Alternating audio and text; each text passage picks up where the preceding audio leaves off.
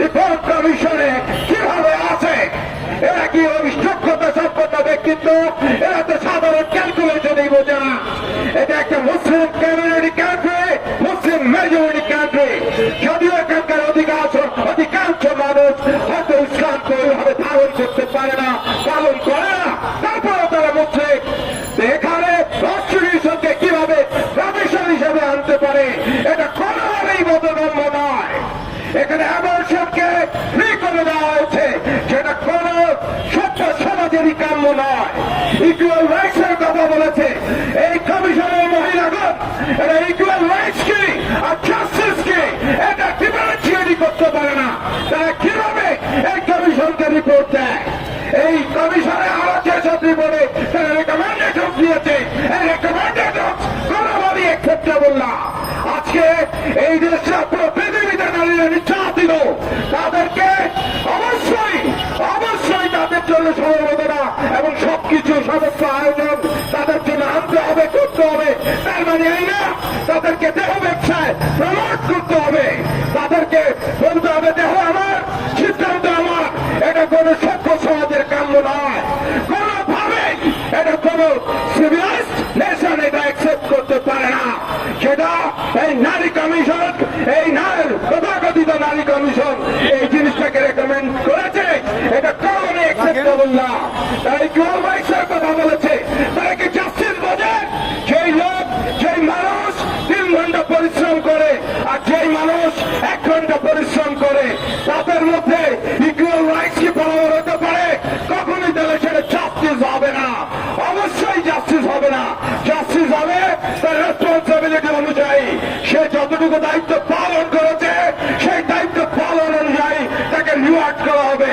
যে 3 ঘন্টা পরিশ্রম করবে তাকে 3 ঘন্টারই পারিশ্রমিক দেওয়া হবে, আর যে 1 ঘন্টা কাজ করবে তার জন্য 1 ঘন্টারই পারিশ্রমিকের ব্যবস্থা করতে হবে। যে পুরুষ সারা জীবন ফ্যামিলির জন্য কষ্ট করে যাবে, প্রত্যেকের দায়িত্ব নেবে, সে অবশ্যই তার রিওয়ার্ড বেশি হবে। মহিলাদের দায়িত্ব কম, তাদের রিওয়ার্ড সেই ক্ষেত্রে শরীয়ত অনুযায়ী দেওয়া হয়েছে। এখানে এত বড় দুঃসাহসরা কিভাবে দেখিয়েছে এই রেকমেন্ডেশন গুলো দেওয়ার জন্য। তাদের মাথায় ন্যূনতম যদি কিছু থাকতো, বুদ্ধি সম্পন্ন হতো, তারা কখনো এইসব রেকমেন্ডেশন দিতে পারে না। ওদের তো সাধারণ হিসেবেই ওদের মাথায় নেই, ওরা তো সাধারণ জাস্টিসই বোঝে না, ওরা তো সাধারণ ইকুয়াল রাইটসই বোঝে না। ওরা সিভিল অপশনের কথা বলছে। আরে কিসের সিভিল অপশন? তুমি রেকমেন্ডেশন ভুল করবা, সেটা কিভাবে এদেশের মুসলিম সোসাইটি অ্যাকসেপ্ট করবে? মিস্টার অ্যাডভাইজার, আপনি চিফ অ্যাডভাইজার, আপনি অনেকগুলো কাজ হয়তো ইতিমধ্যে ভুল করে ফেলেছেন। আপনি আর এই ভুলকে থাকতে দিবেন না আমরা আশা করি। আমরা ভেবেছিলাম এই উইমেন অ্যাফেয়ার্স রিফর্ম কমিশনে আপনারা ডিগ্রিধারী সহ ইসলামিক স্কলার এবং আদার স্কলারকে এই কমিটিতে রাখবেন, এই কমিশনে রাখবেন। সুন্দর একটা অবশ্যই অ্যাবসলিউটলি অ্যাকসেপ্টেবল রেকমেন্ডেশন গুলো হয়তো দিত, কিন্তু আজকে যেসব রেকমেন্ডেশন গুলো দিয়েছে এরা এলজিবিটি, এরা প্রস্টিটিউশনকে প্রমোট করার জন্য, এইসব কর্মকাণ্ডের মধ্যে আনার জন্য তারা এই রেকমেন্ডেশন দিয়েছে। আজকে যারা দেহ ব্যবসায় নিবেদিত হয়েছে, আমি বলবো নিবেদিত হয়েছে, কেউ স্বেচ্ছায় দেহ ব্যবসায় যায় না, হয়তো পেটের তাগিদে, হয়তো তাদেরকে ট্রাফিং এর মাধ্যমে বা অন্যান্য দুষ্কৃতীরা তাদেরকে হয়তো সেই প্রফেশনে আনতে এনেছে এবং তাদেরকে সেই প্রফেশনে থাকতে বাধ্য করেছে। আপনারা সেগুলোকে রিহ্যাব করবেন, সেগুলোকে পুনর্বাসন করবেন, সেটা না করে উল্টো রেকমেন্ডেশন দিয়েছেন।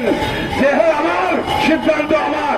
তোমার দেহ, তোমার সিদ্ধান্ত ভালো কথা, কিন্তু সভ্য সমাজ কখনো প্রস্টিটিউশনকে প্রফেশন হিসেবে মেনে নিতে পারে না।